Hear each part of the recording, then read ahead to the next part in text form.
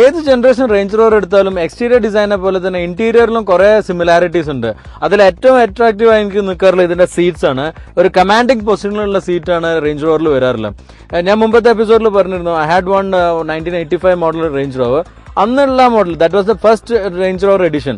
അന്നുണ്ടായിരുന്നതും ഇപ്പോൾ ഉള്ളതിലും തന്നെ ഒരു കോമൺ ആയിട്ട് വരുന്ന ഒരു കാര്യമാണ് ഈ ഒരു സീറ്റിന്റെ ഒരു പൊസിഷനും പിന്നെ ഈ ഹാൻഡ് റെസ്റ്റും. ഇതിപ്പോഴും സിമിലർ ആയിട്ട് വന്നിട്ടുള്ള, അതും അഡ്ജസ്റ്റ് ചെയ്യാനുള്ള താഴെ നോബ് ഉള്ളത്. അത് വളരെ ഐഡന്റിക്കലും ആ ഒരു ഫീല്, റേഞ്ച് റോവറിന്റെ ആ ഒരു ഫീല് ശരിക്കും കിട്ടുന്ന രീതിയിൽ തന്നെയാണ് ഇന്നും ഡെവലപ്പ് ചെയ്യുന്നത്. ഈ സീറ്റിന്റെ കേസിൽ സിമിലാരിറ്റി ഉണ്ടെങ്കിലും ഇന്റീരിയർ ബാക്കിയുള്ള കാര്യത്തിലെല്ലാം എല്ലാ ജനറേഷനിലും വളരെയധികം ഇംപ്രൂവ്മെന്റ് റേഞ്ച് റോവർ വരാറുണ്ട്. പ്രത്യേകിച്ച് ഇതിന്റെ ക്വാളിറ്റി, നല്ലൊരു ക്വാളിറ്റി ലെവൽ ഇതിൽ കീപ്പ് ചെയ്യുന്നുണ്ട്. സാധാരണ പറയാറുള്ള ഒരു ബ്രിട്ടീഷ് ക്രാഫ്റ്റ്മാൻഷിപ്പ് ഇതിലും ശരിക്കും മെയിൻറ്റെയിൻ ചെയ്യുന്നുണ്ട്. ഈ പുതിയ ജനറേഷനിൽ വന്നിരിക്കുന്ന സ്റ്റിയറിംഗും ഡാഷ്ബോർഡും എല്ലാം തന്നെ വളരെ മോഡേൺ ഫീൽ കിട്ടുന്ന രീതിയിലാണ്. എസ്പെഷ്യലി സ്റ്റിയറിംഗിനെ കുറിച്ച് പറയാം, സ്റ്റിയറിംഗ് ഒരു മൾട്ടി ഫംഗ്ഷൻ സ്റ്റിയറിംഗ്, വളരെ ബ്രോഡ് ആയിട്ടുള്ള ഒരു സെന്റർ കൺസോൾ വരുന്നുണ്ട്, തിക്ക് ആയിട്ടുള്ള ഹാൻഡിലാണ്. അതിന്റെ പുറമെ ഇതിൽ മറ്റൊരു അട്രാക്ഷനുള്ള ഹോൺ ആണ്. ഈ ഹോണിന്റെ സ്വിച്ച് വരുന്നത് ഈ ഒരു ക്രോം ലൈൻ മാത്രമാണ്. പലരും എൻ്റെ അടുത്ത് പറയാറുണ്ട്, റേഞ്ച് റോഡിൽ കയറിയിട്ട് ഹോൺ നോക്കുമ്പോൾ കാണാറില്ല. Actually this small part is the horn. അത് വളരെ സിമ്പിൾ ആണ്, അത് ഈസി ടു യൂസ് ആണ്. പെട്ടെന്ന് മനസ്സിലാവില്ല എന്നുള്ളൊരു ഡിഫറൻസ് ഉള്ളൂ. പിന്നെ ബാക്കിയുള്ള മീറ്റർ കൺസോൾ എല്ലാം വളരെ ക്ലിയർ ആണ്. സെന്ററിൽ LCD സ്ക്രീൻ വരുന്നുണ്ട്, അതിലെല്ലാ അഡ്ജസ്റ്റ്മെന്റ്സും പിന്നെ ക്രൂസ് കൺട്രോളിനുള്ള എല്ലാം തന്നെ കാണിക്കുന്നുണ്ട്. പിന്നെ ഒരു അട്രാക്ഷനുള്ള ഡാഷ്ബോർഡിന്റെ ലേ ഔട്ട് ആണ്. വളരെ പ്ലെയിൻ ആയിട്ടുള്ള ഒരു സ്ട്രെയിറ്റ് ആയിട്ടുള്ള ലേ ഔട്ട് ആണ്, ബട്ട് വെരി യൂസർ ഫ്രണ്ട്ലി, ഒരു ഡ്രൈവർ ഓറിയന്റഡ് ആയിട്ട് നിൽക്കുന്നത്. റേസ് ആയിട്ടുള്ള ഒരു സെന്റർ കൺസോളും എല്ലാം വരുന്നത്. പിന്നെ മറ്റൊരു അട്രാക്ഷനിൽ ഇതിന്റെ സെന്ററിൽ വരുന്ന LCD സ്ക്രീനാണ്, ഒരു ടച്ച് സ്ക്രീൻ ആണെന്ന്. പക്ഷെ അതിൽ എനിക്ക് ഏറ്റവും അട്രാക്റ്റീവ് തോന്നുന്നില്ല, ഇതിൽ 6 ക്യാമറാസ് ഉണ്ട്. നേരത്തെ പറഞ്ഞിട്ടുണ്ടായിരുന്നു, ഈ മിററിന്റെ താഴെയും ഫ്രണ്ടിലും പിന്നെ റിയറിലായിട്ട് 6 ക്യാമറ ആണ്. കാരണം ഫ്രണ്ടിൽ വന്നിരിക്കുന്നത് നമ്മൾ കാണുന്ന വ്യൂവിന്റെ പുറമെ ഇപ്പോൾ ഒരു ഓഫ് റോഡെല്ലാം ചെയ്യുമ്പോൾ താഴേക്കുള്ള വ്യൂ കിട്ടാൻ വേണ്ടിയാണ് ഫ്രണ്ടിലുള്ളത്. പിന്നെ സൈഡ് മിറേഴ്സിൽ വരുന്നതും ഇപ്പം നമ്മൾ ഈ വ്യൂ മിററിന്റെ വ്യൂ കട്ട് ആവുന്നിടത്ത് അതും നമുക്ക് കാണാൻ പറ്റും. റിയർ നോർമലി നമ്മൾ റിവേഴ്സ് ചെയ്യുന്ന പോലുള്ള ആവശ്യങ്ങൾക്കാണ് യൂസ് ചെയ്യുന്നത്. ഇതെല്ലാം തന്നെ ഒരു ഈ റേഞ്ച് റോവറിന്റെ ഒരു ടോപ്പ് ലേ ഔട്ട് ഒന്നും വന്നിട്ട് അത് 4 ക്യാമറ ആയിട്ട് ചെറുതായിട്ട് കാണിക്കും. പിന്നെ ടച്ച് ചെയ്ത് കഴിഞ്ഞാൽ അത് വലുതായി വരുന്ന രീതിയിലുള്ള. So it is very user friendly, അല്ലെങ്കിൽ ഒരു വളരെ ഓഫ് റോഡ് പ്രോ ആയിട്ടുള്ള ഒരു സിസ്റ്റം ആയിട്ട് എനിക്ക് തോന്നിയിട്ടില്ല. ബാക്കിയുള്ള എല്ലാ ഗുഡീസും, സിസ്റ്റം ആവട്ടെ, സൗണ്ട് സിസ്റ്റം ആവട്ടെ, പിന്നെ ഒരു LCD വെച്ചിട്ട് നമുക്ക് മൂവി കാണാൻ പറ്റുന്ന, പിന്നെ റിയർ എന്റർടൈൻമെന്റ് സിസ്റ്റം, ഇതെല്ലാം തന്നെ ലക്ഷറി കാർ ഫീലിൽ തന്നെയാണ്. ബട്ട് ഇന്ന് ഞങ്ങൾ ചെയ്യുന്നത് ഓഫ് റോഡ് ആയതുകൊണ്ട് ഓഫ് റോഡിന്റെ ഒരു അട്രാക്ഷൻ ആയിട്ടാണ് എനിക്ക് അത് തോന്നിയിട്ടില്ല. പിന്നെ ഇതിൽ വന്നിരിക്കുന്ന ഡയൽസും സ്വിച്ചസ് തന്നെ വളരെ നീറ്റായിട്ട് അറേഞ്ച് ചെയ്തിട്ടുള്ള ഒരു അനലോഗ് ക്ലോക്കെല്ലാം കൊടുത്ത് വളരെ അട്രാക്റ്റീവ് ആയിട്ടുണ്ട്. പിന്നെ ഒരുപാട് അലൂമിനിയത്തിന്റെയും വുഡിന്റെ യൂസ് ഉണ്ട്. സോ ഒരു സ്പോർട്ടി പ്ലസ് ഒരു ലക്ഷറി ഫീൽ മിക്സ് ചെയ്യുന്ന രീതിയിലാണ്. So it's A pure SUV എന്ന് തന്നെ പറയാൻ പറ്റുന്നുണ്ട്. ഈ ഫ്രണ്ട് സീറ്റിനെ കുറിച്ച് പറഞ്ഞ പോലെ തന്നെ റിയർ സീറ്റിലും നല്ലൊരു കംഫർട്ടബിൾ ഫീൽ ഉണ്ട്. പക്ഷെ compare to Range Rover it's not having that much space in the back. പിന്നെ റൂഫ് ലൈൻ കുറച്ച് താഴ്ന്നിട്ടുള്ളത്. കാരണം ഏറ്റവും അധികം Range Rover, even though spot ആവട്ടെ റേഞ്ച് റോവർ ആവട്ടെ, റേഞ്ച് റോവർ കസ്റ്റമേഴ്സ് കമ്പനി പറയാറുള്ളത് നോർമലി സ്വന്തം യൂസ് ചെയ്യാറുണ്ടെന്നുള്ളതാണ്. കാരണം ഒരു SUV അല്ലെങ്കിൽ ഈ റേഞ്ച് റോവർ പോലൊരു SUV ഡെവലപ്പ് ചെയ്ത് തന്നെ ഈ ലക്ഷറി കാറിന്റെ പുറമെ സ്വന്തമായിട്ട് ഡ്രൈവ് ചെയ്യുന്ന രീതിയിലുള്ള ഒരു SUV വേണം, അത്തരത്തിലുള്ളൊരു സ്റ്റേബിളുള്ള ആളുകൾക്ക് വേണം എന്നുള്ള രീതിയിലാണ് വന്നിട്ടുള്ളത്. അതുകൊണ്ട് ഫ്രണ്ട് സീറ്റാണ് റേഞ്ച് റോവർ സ്പോട്ടിൽ കൂടുതൽ കോൺസെൻട്രേറ്റ് ചെയ്തിട്ടുള്ളത്. But back is also good, ഒരു അത്യാവശ്യം ഒരു കംഫർട്ടബിൾ ആയിട്ടുള്ള ഉള്ള സീറ്റെല്ലാം തന്നെയാണ്.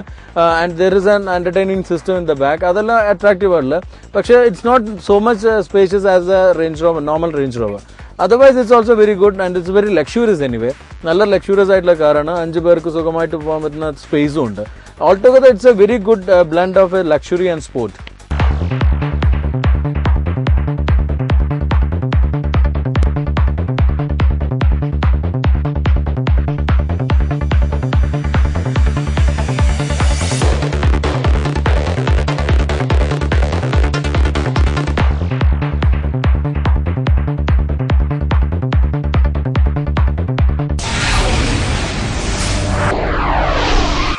Kairali TMT Steel, the only manufacturer for Steel Authority of India. Now with FE 500 grade. Added values: earthquake resistant, corrosion resistant and cost effective. എന്റെ വീടിന്റെ hidden strength Kairali TMT കമ്പികൾ. Kairali TMT Steel, the choice of a lifetime. A Kalliyat product. ഓരോ ജീവജാലങ്ങൾക്കും പ്രകൃതി ബാഹ്യസുരക്ഷയ്ക്കായി പുറന്തോടുകൾ നൽകിയിരിക്കുന്നു. എന്നാൽ നിങ്ങളുടെ സ്വപ്നഗ്രഹത്തിന് വേണം ബാഹ്യ സംരക്ഷണത്തിനുപരി ഉള്ളിൽ നിന്നുള്ള സംരക്ഷണം. അതിനാൽ ഉപയോഗിക്കൂ ഉന്നത ഗുണമേന്മയുള്ള Kairali TMT steel bars, the choice of A life time, A Kalliyath product.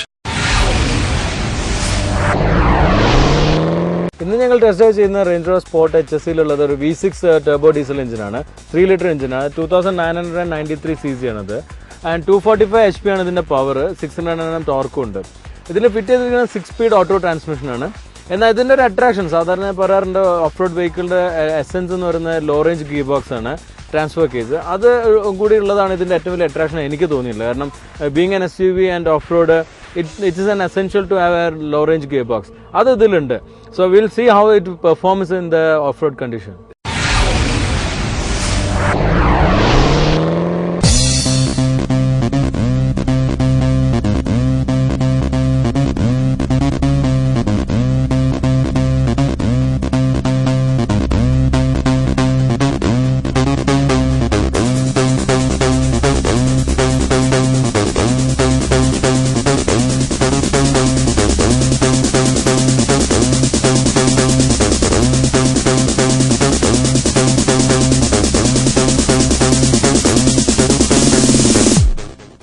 ഈ റേഞ്ച് റോവർ സ്പോർട്ടിന്റെ ടെസ്റ്റ് ഡ്രൈവിനായിട്ട് especially for the off road test we came all the way to Khandala from Bombay. കണ്ടാലിൽ തന്നെ ഡെല്ല അഡ്വഞ്ചർ എന്ന് പറഞ്ഞൊരു വലിയൊരു അഡ്വഞ്ചർ റിസോർട്ട് ഉണ്ട്. അതിന്റെ അടുത്തുള്ള ഒരു ലോക്കൽ ഏരിയയിൽ വെച്ചിട്ടാണ് ഞങ്ങൾ ഈ ടെസ്റ്റ് ഡ്രൈവ് ചെയ്തത്.